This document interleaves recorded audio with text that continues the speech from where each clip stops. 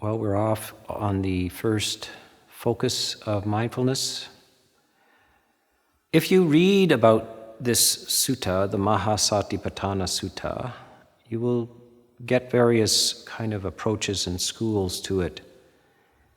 If you've been trained in the sort of formal, monastic, perhaps Sri Lankan type of approach, you'll get a very scholarly presentation. And the entire sutta, the Mahasatipatthana Sutta, which is found in the Digha Nikaya, the longer length sayings, will be treated as a kind of holy text which is complete and came whole from the mouth of the Buddha at a certain point in history. And then other versions will just be partial or very casual approaches to this. I would suggest that this is not a piece of music, this is not a cantata by Bach or anything like this. This is a collection which was given over the years in many different situations, and certainly it wouldn't be appropriate for the Buddha to give the entire full version of this Maha, meaning great, Satipatthana, focuses of mindfulness or foundations of mindfulness. So the thing that one should keep in mind is this is just something offered for you, and you will use parts of it at different times of your life. If you stay at this long enough and you're interested enough, you will eventually start to have an overview of the whole thing. But it's not like a single masterpiece that must be experienced from first word to last. So, we are starting in the area, the body. And the body is very good because it's the most obvious.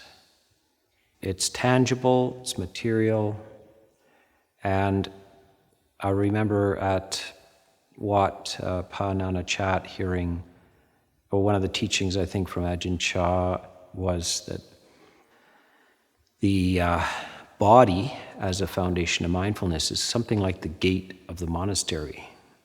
Before you go into the monastery, you have to pass through the gate. So the body is the gate, the gateway to these other dimensions which you direct your mindfulness to, which you direct sati to. And let's just review that notion of sati. I mentioned in a previous talk that sati is the sentry overlooking a gate. And its job, there you have the word gate again, the entrance. And so you have this sentry overlooking the gate, which you can regard as the body. And I will talk more about this relationship between the entrance, the gate, the body, and the walled city and the sentry. You will be hearing a lot of this, and this is how you retain this, how you get a coherent sense of this, is to look and remember the similes that the Buddha gives. These are brilliant. The Pali Canon is probably the largest collection of similes and metaphors in religious literature, all given by one person.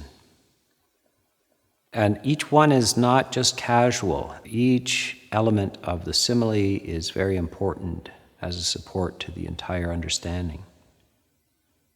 So mindfulness as the sentry, mindfulness also as memory. And the original meaning of the word is memory.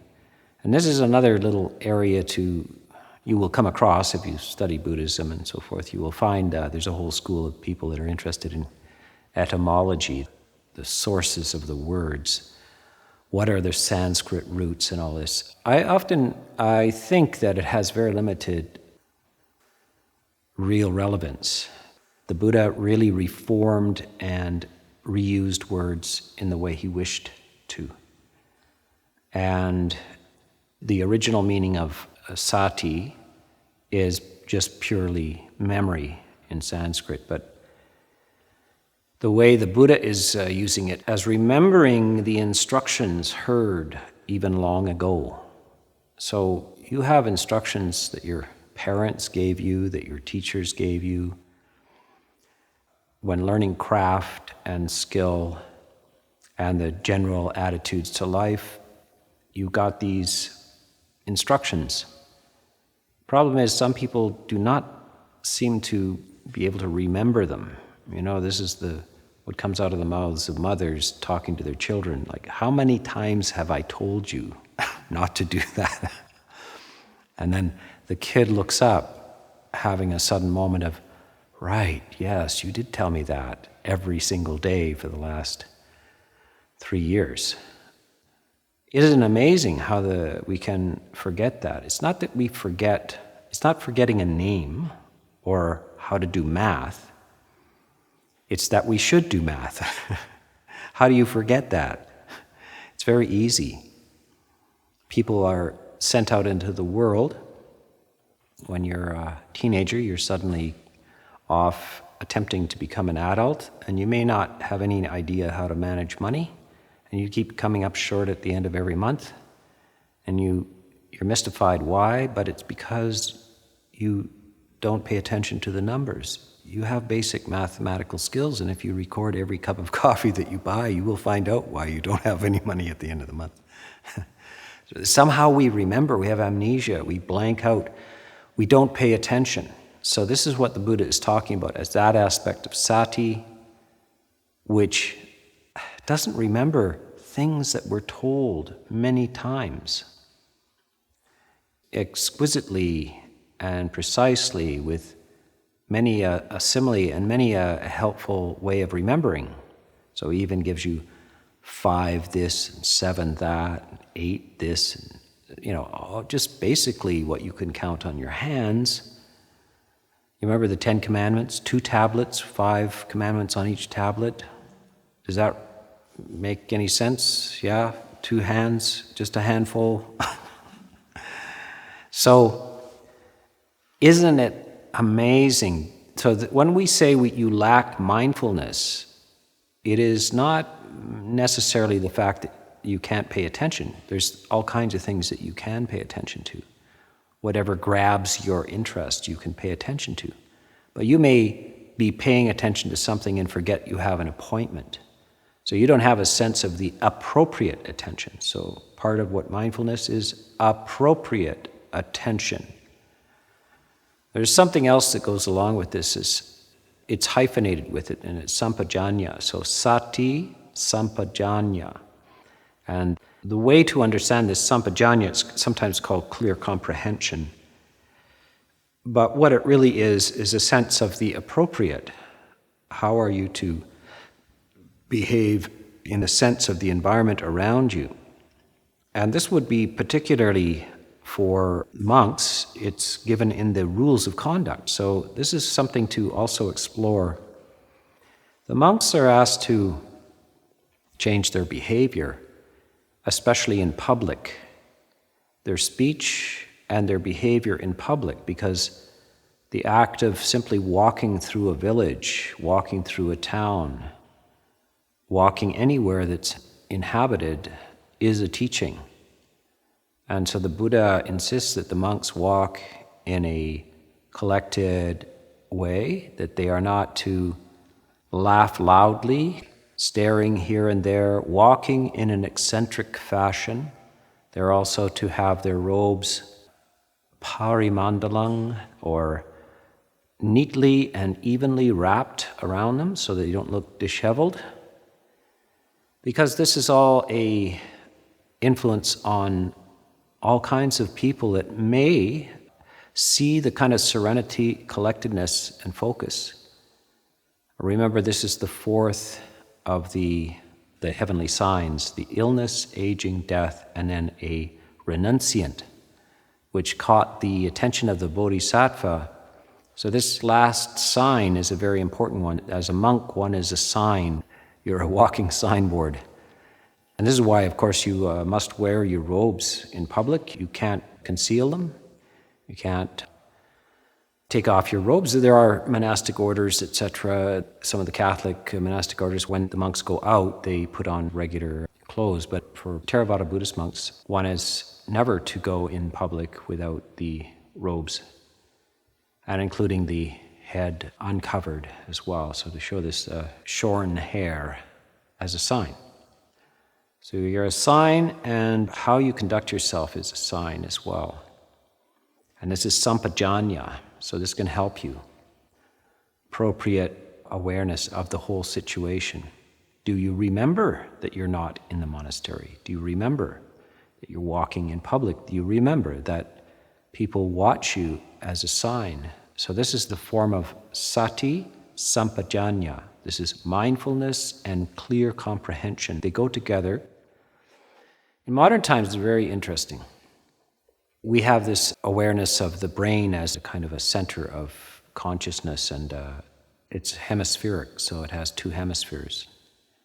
And it seems that in modern brain science that they're understanding more and more that the left hemisphere takes care of sort of the specific applications of mindfulness to details, and the right hemisphere looks at the larger picture, processes, and interprets the whole thing. So you might think of this as sati sampajanya. So we can't isolate sati off from sampajanya, because it's all very well for you to have a practice at home, especially as lay people. You sit maybe for a half an hour in the morning or even an hour, watching the breath, focusing, concentrating. And then you have to tackle the day, and you have to go to work, you have to deal with relationships and all these other things. That is the time when your sampajanya is still required. How do you conduct yourself? What is appropriate? What is inspiring to other people? What helps change the atmosphere of a room? When you walk in, how do you walk in? How do you hold yourself? How do you speak? So this is part of the satipatthana. Although we're focusing on the word sati, we can't leave off this sampajanya. There's another little simile for this, is that a bird also has a hemisphere cleavage in the brain. So the bird has to use a great deal of attention to pick out seeds from amongst grains of sand. How does the bird not eat the sand and just get the seed? By very close attention. But while that bird is doing that, they need also not to be eaten. So you'll see them looking around and making sure appropriate awareness of the environment, because something wants to eat them while they want to eat the seeds. The deer are the same. They're all constantly having to browse, but at the same time having to be hyper-vigilant and aware of the whole surrounding. Our mind does two things and needs to do two things. It needs to pay attention to the small details, but it needs to pay attention to the overarching sense. Sampajanya is a kind of wisdom as well. It has to have information and wisdom. And this is when you do your 4 foundations of mindfulness, it's always in a context, and only wisdom knows the reason. Why are you doing these exercises? Sometimes when we start this practice, we don't really know why we're doing this exercise, except that maybe out of desperation you finally decided you got to do something, and you've heard meditation might help. So you go to a monastery, you go to a retreat, or you even dial up a YouTube channel and you start meditating. And you're not sure why. But it's only because and when you are integrating this information into the Eightfold Path that you are truly understanding why you're doing it. Sampajanya and sati are performing their roles in the context of the Eightfold Path. I mentioned this in the first talk as well, that sati is not simply mindfulness, but samma sati. It's right mindfulness, and that means that it's the 7th factor of the Eightfold Path. The Eightfold Path also is not coherent unless you understand the 4 Noble Truths. So the The Eightfold Path is the path to the solution, to the end of suffering. And so the overarching reason and harnessing of sati and sampajanya is for the ending of suffering, the release from suffering. And all of this is going to be harnessed. So that's why you're carefully attending to your body and so forth. All kinds of skills and capacities may develop. You will hear and experience life, reality, and relationships in a different way if you start doing these mindfulness exercises. If you start training your mind to pay attention in a systematic way, if you keep this up, you will have surprising results in other areas. You will notice things you didn't notice before. You will see other people's motives in a new light. And you will also see other people's minds. And if your mind is scattered and you're preoccupied, quite often in a so-called conversation with another person, there's two people engaging in soliloquies. Instead of a dialogue, there's just two people, each one talking to themselves. And this is a characteristic particularly of our time, that people's attention spans, as many have noted, seem to be reduced. And the art of conversation also seems to be in a very primitive, unsatisfactory form. And that is because we can't manage to sustain attention long enough to hear what the other person says and then have the appropriate sense to respond to what the other person said. So you see this fragmentation happening, that only sati perhaps is working, and only sati about your own life is working, and so there is no sampajanya in a dialogue. In extreme cases, it's very interesting to look at some of the perception tests that they give in cases of schizophrenia. They will show the person some letters, say a capital H and a capital A on a page, but the letters are made out of numbers. So tiny little numbers, almost like pixels, are what gives shape to these letters. And then they ask them, what do you see? And they see only the numbers. They don't see the overarching shape of the letter. So you can see the mind doing two things, is not doing two things, it's doing only one thing. It sees the details, but doesn't put them together, doesn't see the overarching picture, doesn't see the letters. We have this saying in English, of course, do not see the forest for the trees. So you see trees, but you don't see the forest. The forest is the letter, and the trees are the numbers. So, in fact, a forest and a tree are inseparable, and they interact.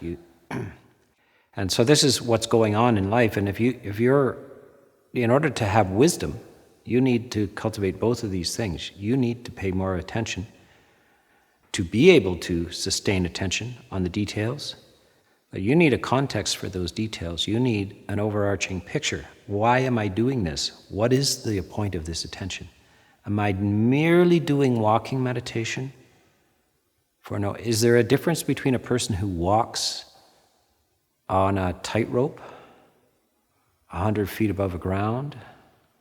A tightrope walker very much must pay attention. Is there a difference between that and walking meditation? Yes, the tightrope walker's attention is not at the service of something. It's not at the service of the larger picture of life. It's not at the service of wisdom. It is not at the service of sampajanya. So when we do our meditation exercises, they always must be in the context. These are strengthening exercises for our attention. They are directing our attention to certain vital realities that we must understand, and we must not only understand them theoretically, but we must understand them to the marrow of our bones.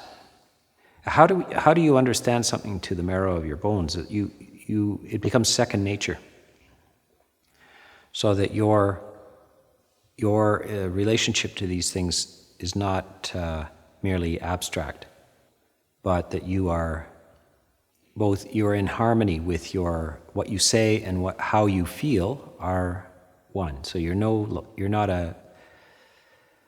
are not capable of hypocrisy. Lots of people say things, but they don't believe them. So this is the harmonization of your theoretical view of life is harmonized with how you actually feel about it.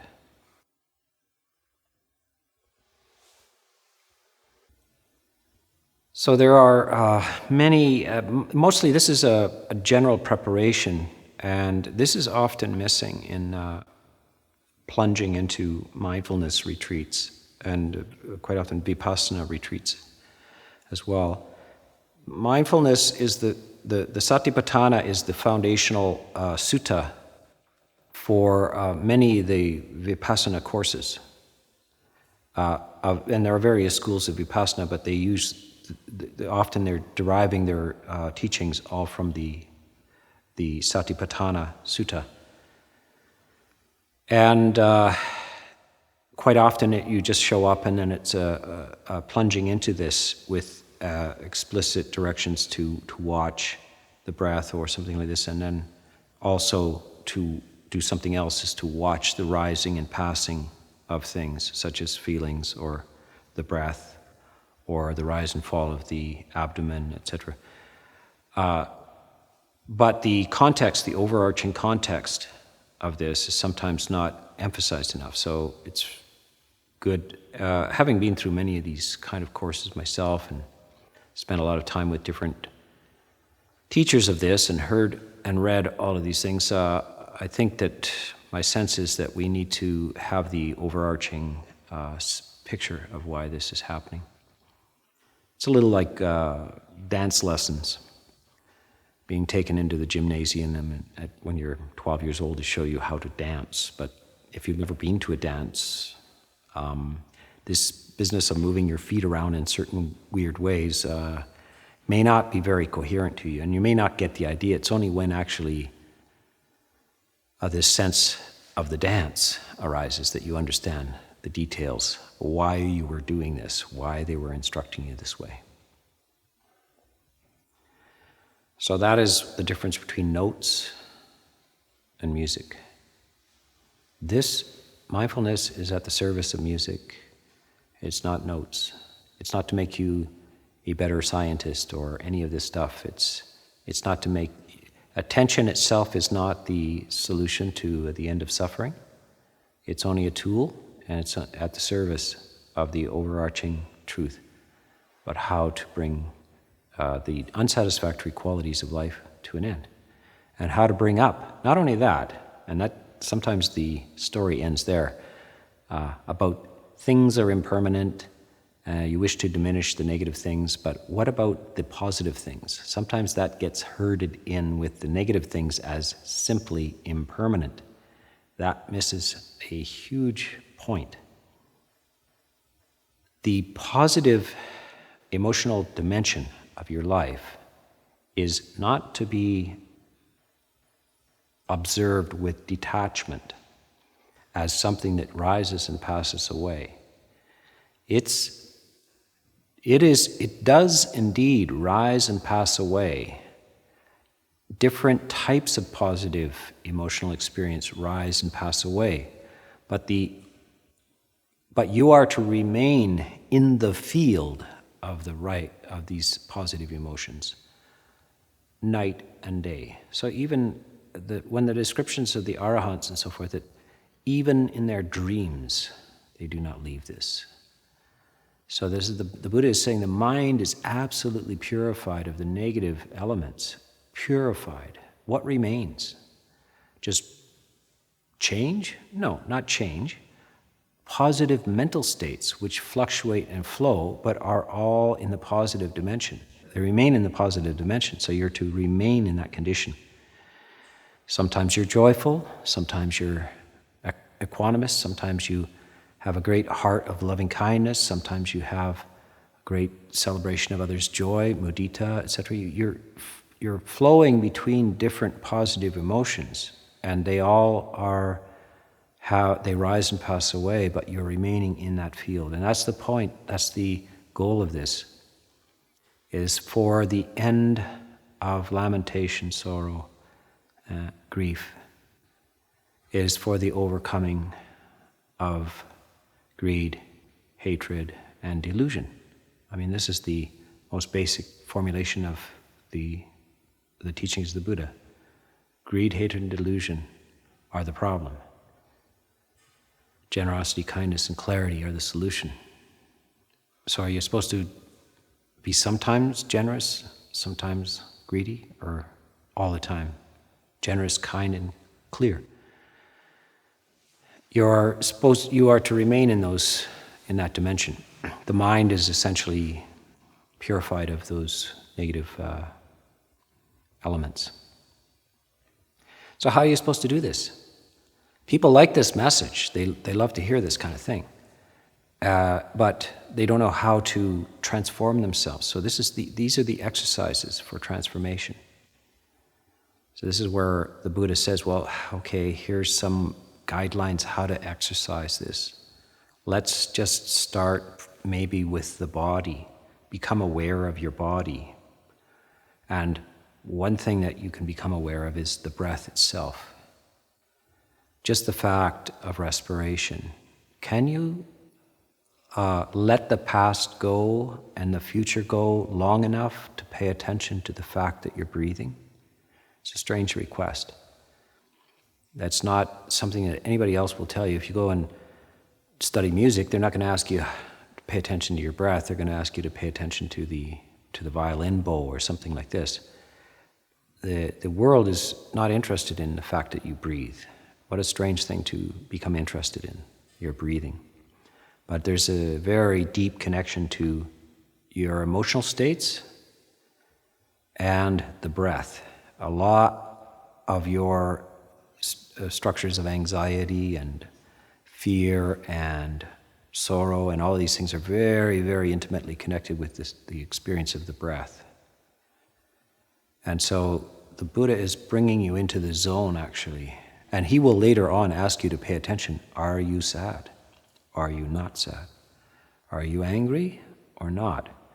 But he's going to use this, he's going to bring you in with the breath. He's going to bring you into this awareness later on of the mindfulness of the mind as well. He's going to make you an aware person. A person who's not walking around unconscious anymore, driven and pushed and pulled by unconscious, sort of inherited, scattered trainings. All kinds of patchwork habits, bits of information you picked up along the way, quite often bad habits. He's going to say, well, we got to just start again. We got to retrain you right from scratch. Out with the unskillful and in with the skillful. So he's going to take you back and start you at something as simple as, now let's just breathe. And I want you not to do anything else. I want you to pay attention to this. We'll move along in that breath eventually to how do you feel while you breathe. I don't want you to wander away from the breath, but how do you feel when you breathe? How are you feeling? Now I want you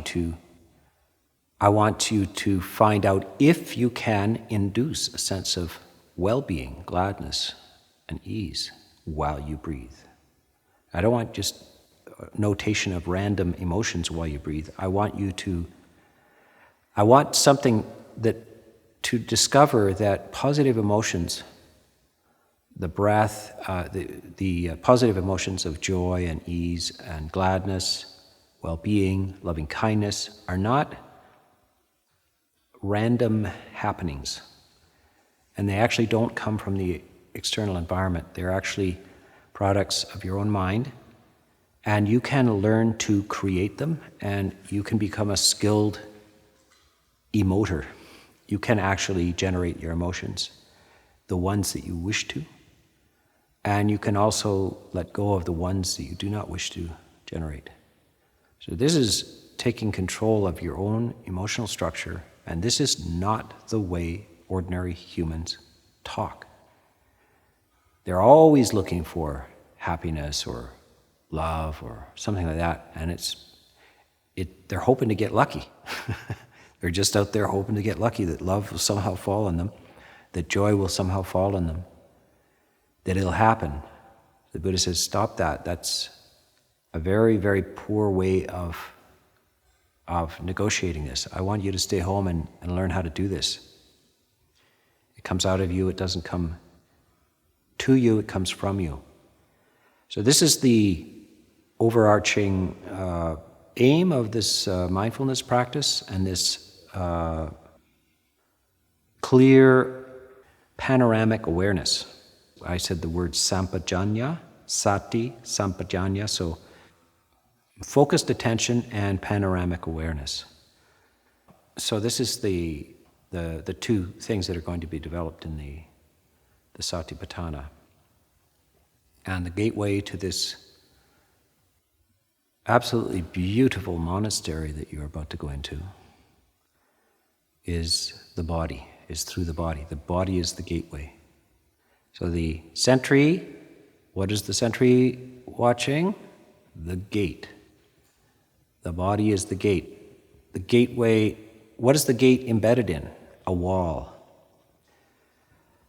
There are 6 roads that lead to this walled city, and these 6 are represent the 6 senses. So sights, sounds, smells, tastes, touches, and ideas lead to the walled city. What is the walled city? That is the body. Inside the walled city are 4 roads which lead to the center of the city. What are the 4 roads? The 4 elements: water, air, fire, and earth. These are the elements that the body is made out of. So the wall is where the external reality is separated from the body. The mindfulness is the attending to the place where the external world enters the body, and the body must be fully, you must know the body. You must know the nature of the body. So this is the sati is this thing right on the edge of the body and the outer world. And it has to know both places. What's supposed to be, what's profitable and allowed into the body. Because through the body it finds its way to consciousness. Consciousness is the king at the center of the 4 roads, by the way. And so this sati is a very, very, very important piece of equipment. It's the informed attention, which discriminates and is very the early warning detection for what must not be allowed in and what should be welcomed in. So this is the function of sati and sampajanya. So we've hardly scratched the surface of the body, and we will continue to explore it. Just as a rough overview, the body will be divided into the breath, and then the body as 4 elements, and then as 32, and then as a post-death body. So you want to get familiar with the body while it's alive, and you get familiar with the body while it's alive as 4 elements or 32 parts. And then after death, as the decomposition of the body, as a thing. The Buddha wants you to understand the body is also becomes a thing after death, and it just decomposes as a corpse. So that's called corpse meditation. That's part of the body chapter as well. So the breath, the 4 elements, the 32 parts, then the body as having been abandoned like a log of wood and decomposing. And this is something that Buddhism doesn't have its culture is around bodies is very very medical. It's very detached around the nature of corpses. The monks are often encouraged to go to what are called charnel grounds, or where bodies have been abandoned. In our culture, we're very, very careful to bury bodies or perhaps incinerate them, but we don't leave them hanging around in a field or just toss them into a forest. They did at the time of the Buddha, and you could go and sit in that charnel field, surrounded by abandoned bodies. We do that with cars these days, but not with people, and it's quite an experience. It's very, you cannot find that experience in modern times. But the Buddha said, yeah, it's a good idea to go and monks go and spend some time, spend a night or two or maybe a week in the charnel ground with these bodies decomposing and so forth. Just get not to see how brave you are or to terrify you or anything like that, but it's to understand it's just a natural process. There's nothing to be afraid of or anything. It's just, but it's reality. This is really what it is. Just know what it is. So we will talk a little bit about that, and I might even show you the cover of the first book I ever wrote, which is Corpse Meditation. It's just, the cover is just black. That's all it is. So I'll leave this preliminary talk at the entrance to the gate to the city on the 4 foundations of mindfulness.